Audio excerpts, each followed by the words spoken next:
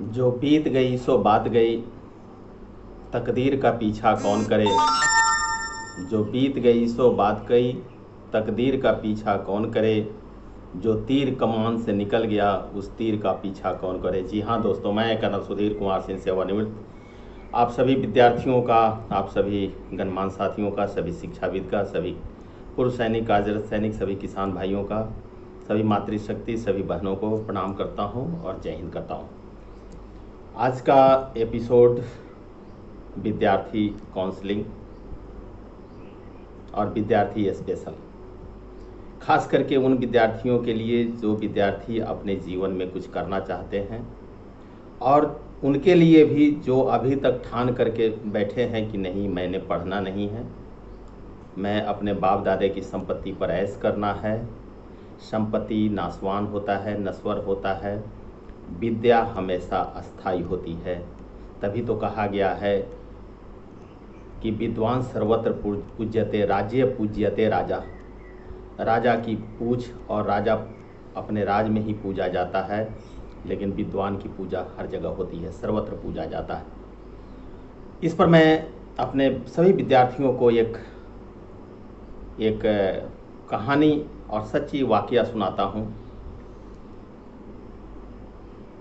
कि एक शिष्य गया अपने गुरु के पास और गुरु से बोला कि गुरुजी, मुझे जीवन का वैल्यू बताइए, मुझे जीवन का मूल्य बताइए, मुझे जीवन का आधार बताइए, मुझे जीवन की विशेषता बताइए।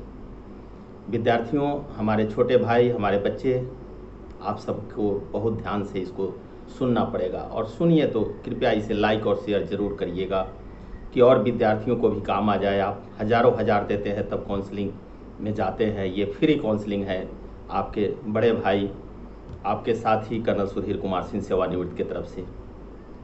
तो गुरुजी से जब शिष्य ने बोला कि मुझे जीवन का वैल्यू बताइए, मुझे जीवन का रहस्य बताइए, तो गुरु ने कहा कि ठीक है, कोई बात नहीं। उन्होंने अपनी झोली से एक पत्थर, चमकीला पत्थर निकाल करके दिया और बोला कि इसे आप बाज़ार में लेकर के जाइए, और इसे बेचना नहीं है, सिर्फ इसकी वैल्यू को पता करके आना है। तो शिष्य ने कहा कि इसका अभिप्राय क्या है गुरुजी। बोला कि समय आने पे मैं आपको बता दूंगा।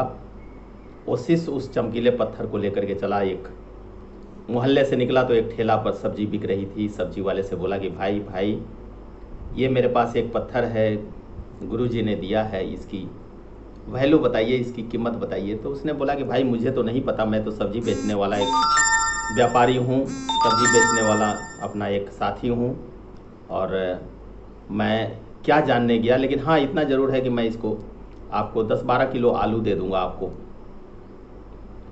उस शिष्य ने उस चमकीले पत्थर को लेकर के आगे बढ़ा, एक बर्तन वाले की दुकान में गया और बर्तन वाले से बोला कि भाई, ये मेरे गुरुजी ने दिया है, इसकी वैल्यू मुझे बताइए, इसकी कीमत बताइए।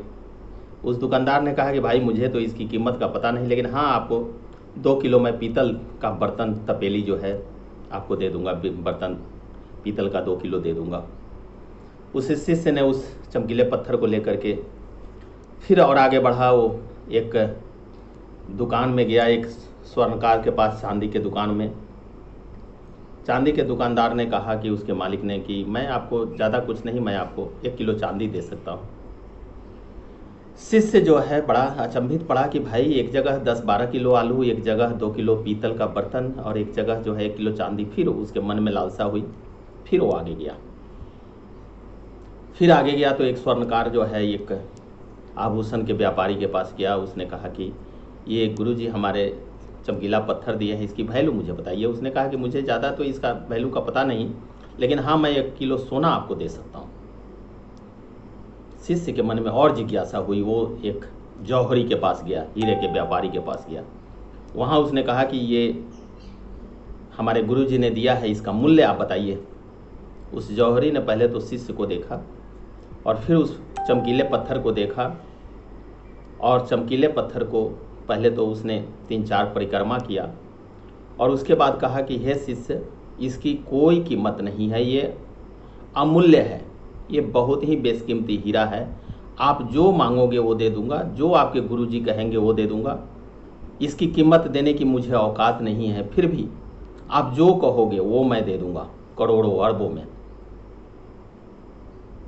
शिष्य को बड़ा अचंभा हुआ। वो जो है वहाँ से उस चमकीले पत्थर को लेकर के चला और गुरु के पास गया। गुरु जी से कहा कि गुरु जी, सारा वाकया सुना दिया। एक जगह जो है सब्जी वाले ने 10-12 केजी आलू देने के लिए बोला, बर्तन के दुकान वाले ने 2 किलो पीतल की बर्तन देने के लिए बोला, चांदी की दुकान वाले ने 1 किलो चांदी देने के लिए बोला, सोने के दुकान वाले ने 1 किलो सोना देने के लिए बोला, और जौहरी ने कहा कि इसका ये इतना मूल्यवान है, या मूल्य है, बिल्कुल बेशकीमती है, जो कहोगे गुरु जी से पूछो, जो कहोगे वो मैं आपको दे दूंगा। जब इतनी बात गुरु जी ने सुना कि शिष्य के मुखार बिंद से, तो गुरु ने कहा कि लाइए वो पत्थर वाला जो चमकता हुआ पदार्थ है वो मुझे दे दीजिए। और गुरु ने शिष्य से लेकर के उसको अपनी झोली में रख लिया। फिर उसके बाद गुरु ने कहा अपने शिष्य से कि बेटा बताइए, आपको अपने प्रश्न का जवाब मिल गया? शिष्य ने कहा जी गुरु जी। बोला कैसे?